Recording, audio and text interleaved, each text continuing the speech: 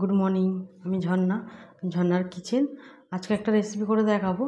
আজকে বানাবো আলুর চিপস। কীভাবে আলুর চিপসটা বানাই সেটা দেখতে থাকুন, শুরু থেকে শেষ পর্যন্ত ভিডিওটা দেখতে থাকুন। চলুন দেখ। এখানে নিয়েছি আলু, 4টে বড় বড় সাইজের আলু নিয়েছি, জলে ভিজিয়ে রেখে দিয়েছি ছিলে। এবার এটাকে কেটে নেবো,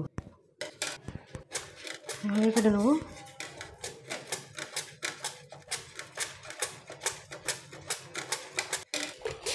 এইভাবে আমি সব কেটে নেবো। এবার সব আলুগুলি কাটা হয়ে গেছে, একটু করে ধুয়ে নেবো, সবগুলোকে ধুয়ে নেবো ভালো করে। আর এখানে গরম জল বসিয়ে দিয়েছি, গরম জলেতে দিতে হবে।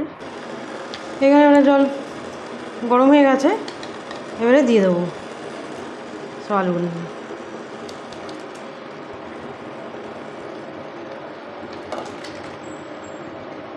এটা সিদ্ধ হবে না, একদম হালকা করে খালি ফুটবেই নামিয়ে নেবো।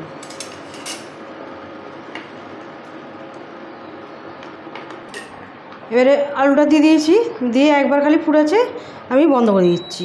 এটা সিদ্ধ হবে না, এমনি একবার খালি ফুটলো নামিয়ে নেবো। এবারে জলটাকে ঝরিয়ে নেবো, একদম ডাইরেক্ট এবারে এতে দিয়ে দেবো কাপড়ের মধ্যে। আর দোকানে চিপস কিনে খাই, পুরো দোকানের মতো চিপস হবে, প্যাকেটে যেরকম আমরা চিপস খাই তো সেরকম চিপস হবে। এবারে আলুগুলিকে সব মেলে দিচ্ছি আমি, এইভাবে সব মেলে দিচ্ছি একটা একটা করে। আর এখানে টিস্যু পেপার নিয়েছি, টিস্যু পেপার দিয়ে মুছে দেবো। কাপড়ের মধ্যে রেখেছি, টিস্যু পেপার একটু ওপর দিয়ে থুপে থুপে দেবো যাতে জলটা চলে যায়। এইভাবে সব করে দেবো। এখানে তেল গরম হয়ে গেছে, এবারে দিয়ে দেবো, এবারে ছেড়ে দেবো আলুগুলি। আমি আলুগুলিকে ভালোভাবে সব মুছে নিয়েছি টিস্যু পেপার দিয়ে।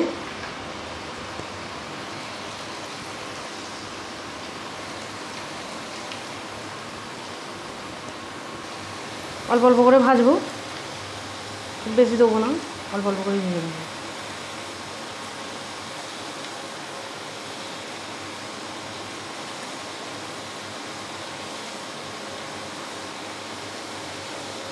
আর এই চিপসটা চায়ের সাথে খেতে খুবই ভালো লাগে। আলু চিপসটা ছোটো বড়ো সবাই পছন্দ করবে এই আলু চিপসটা খেতে, আর দারুণ খেতে লাগে। এবারে এখানে তুলে নেবো, একটু হালকা গোল্ডেন কালার হবে, তুলে নেবো। এইভাবে ভাজা হয়েছে, আর একটু বেশি করে ভাজতে হবে, নাহলে নরম হয়ে যাবে, নাহলে মচমচে হবে না। একটু ভালো করে একটু কালার চলে আসবে তখন তুলে নেবো। এবারে এরকম হয়েছে, এবারে তুলে নেবো, তেল ছেঁকে তুলে নেবো।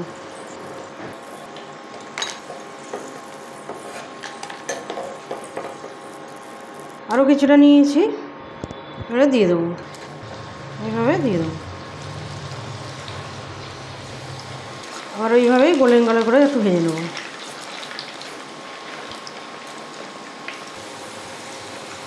আর ফের এইগুলি ভেজে নিচ্ছি, কম করেই ভাজছি, বেশি দেওয়া যাবে না। এইভাবে সব আবার গোল্ডেন কালার করে ভেজে নেবো।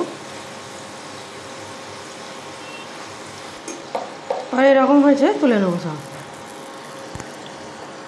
আর তেল ছেঁকে এইভাবে তুলে নেবো সব।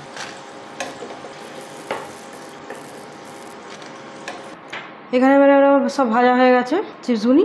এবার এখানে পেরি পেরি মশলা নিয়েছি, এটা দেবো। আর পেরি পেরি মশলাটা দিলে খেতে বেশি ভালো লাগবে। আর কোনো মশলা দিতে হবে না, নুনও দিতে হবে না, এতে সব দেওয়া আছে, লঙ্কা ফঙ্কা সব কিছু দেওয়া আছে, টেস্টটা খুব সুন্দর হয়। আর এটা এইভাবে একটু করে নেবো,